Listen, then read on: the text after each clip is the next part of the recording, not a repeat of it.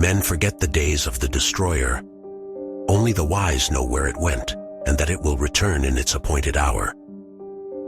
It raged across the heavens in the days of wrath.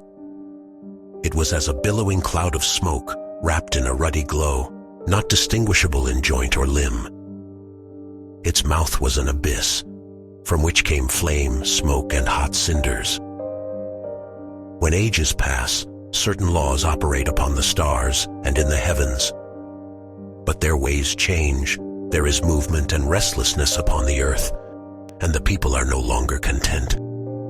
A great light reappears readily in the skies. The destroyer has returned.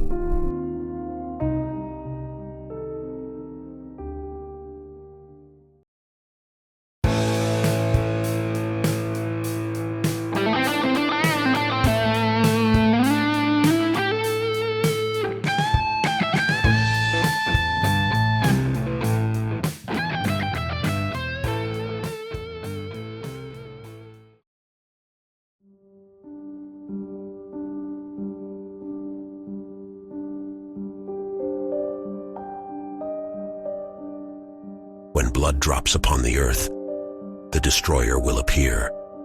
The mountains will open up and belch forth fire and ash. Trees will be destroyed and all living things engulfed. The waters will be swallowed up by the land, and the seas will boil. The heavens will burn brightly and readily. There will be a copper hue over the face of the land, followed by days of darkness.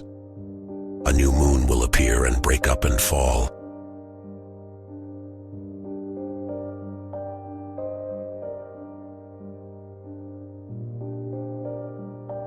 Millennia ago, Egyptian and Celtic authors recorded prophetic warnings for the future. These predictions are found in the Colbrin Bible, a secular wisdom text studied in the days of Jesus and lovingly preserved by generations of Celtic mystics in Great Britain. The first 6 books are called the Egyptian texts and were penned by Egyptian academicians following the Hebrew Exodus.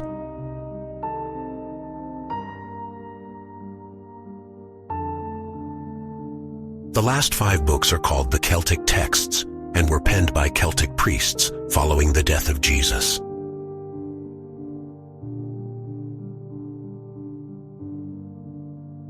The Cauldron Bible predicts an end to life as we know it by a celestial event. The return of a massive object from space on a long elliptical orbit around our sun, known to the Egyptians and Hebrews as the Destroyer. The Celtics later called it the Frightener. The Destroyer, as the ancient Egyptians and Hebrews called it, is known by other names such as Wormwood, Nibiru, Planet X, and the Sun's evil twin, Nemesis.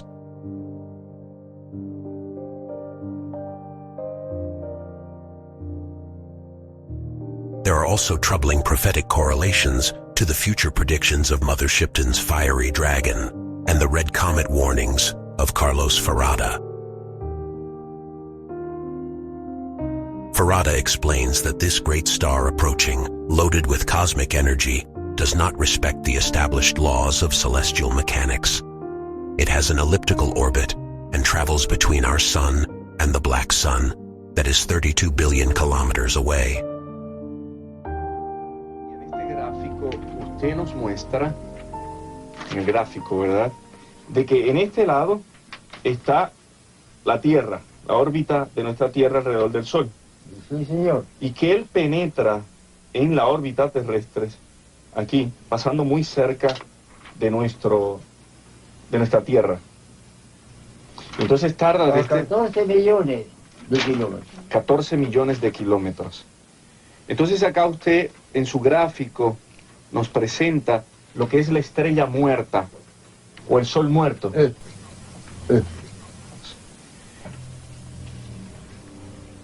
Aquí a 92 kilómetros por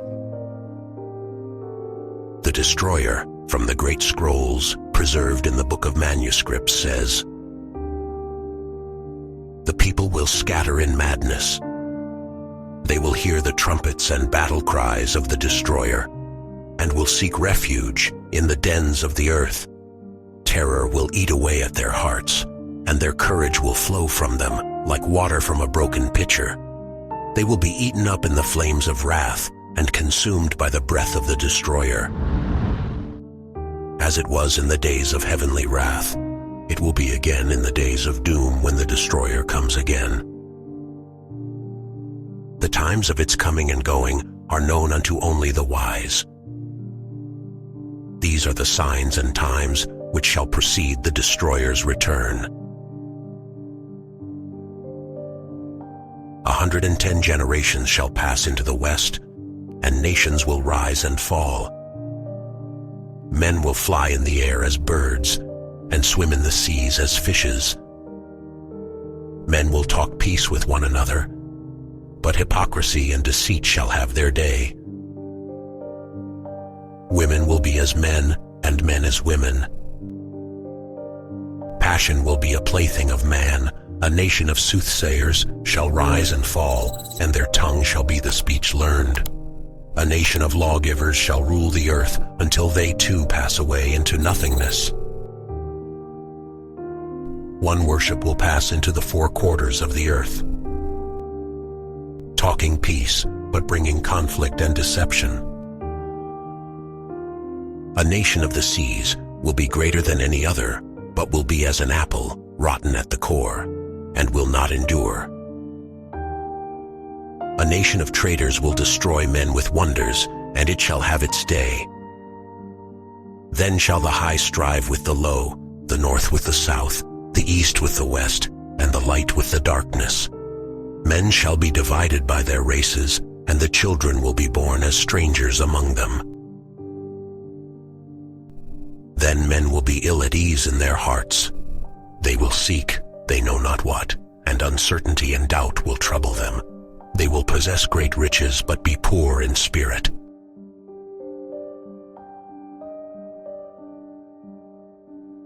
Then will the heavens tremble, and the earth shall move.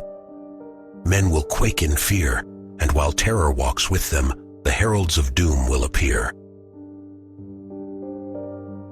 In Egypt, the destroyer was seen throughout all the lands. In color, it was bright and fiery in appearance, changing and unstable. It twisted about itself like a coil, like water bubbling into a pool from an underground supply, and all men agree it was a most fearsome sight. It was not a great comet or a lucent star. It was seen to be like a fiery body of dust and flame. As the great salt waters rise up in its train and roaring torrents pour towards the land, even the heroes among mortal men will be overcome with madness. As moths fly swiftly to their doom in the burning flame, so will these men rush to their own destruction. Terrible teeth will be seen in formless mouths, and a fearful dark belly will glow readily from fires inside. Even the most stout-hearted man will tremble, and his bowels will be loosened, for this is not a thing understandable to men. It will be a vast sky-spanning form, enwrapping earth, burning with many hues within wide-open mouths. These will descend to sweep across the face of the land, engulfing all in the yawning jaws. The greatest warriors will charge against it in vain. The fangs will fall out, and lo, they are terror-inspiring things of cold, hardened water. Great boulders will be hurled down upon men, crushing them into red powder. The flames going before will devour all the works of men. The waters following will sweep away whatever remains. The dew of death will fall softly as gray carpet over the cleared land. Men will cry out in their madness, "Oh, whatever being there is, please save us from this tall form of terror. Save us from the gray dew of death."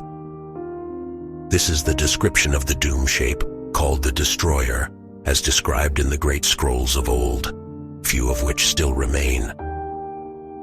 It is said that when it appears in the heavens above, earth splits open from the heat, like a nut roasted before the fire. Then flames shoot up through the surface and leak about like fiery fiends upon black blood. The moisture inside the land will all dry up, The pastures and cultivated places consumed in flames, and all trees become white ash. Much of the ancient writing describes the doom shape to be like a circling ball of flame, which scatters small fiery offspring in its train. It covers about a fifth part of the sky and sends writhing snake-like fingers down to earth. Before it, the sky appears frightened and breaks up and scatters away. Day is no brighter than night. It spawns a host of terrible things. These are things said of the destroyer in the old records. Read them with a solemn heart, knowing that the doom shape has its appointed time and will indeed return. It would be foolish to let them go unheeded. Now men say, such things are not destined for our days. May the great God above grant that this be so. But come the day surely will, and in accordance with his nature, man will be unprepared.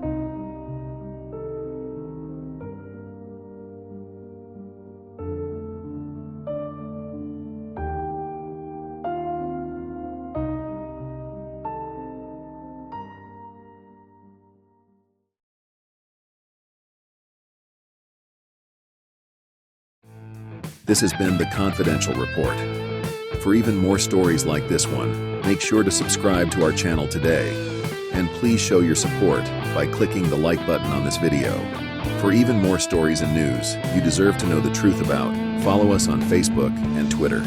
Thank you for watching the Confidential Report.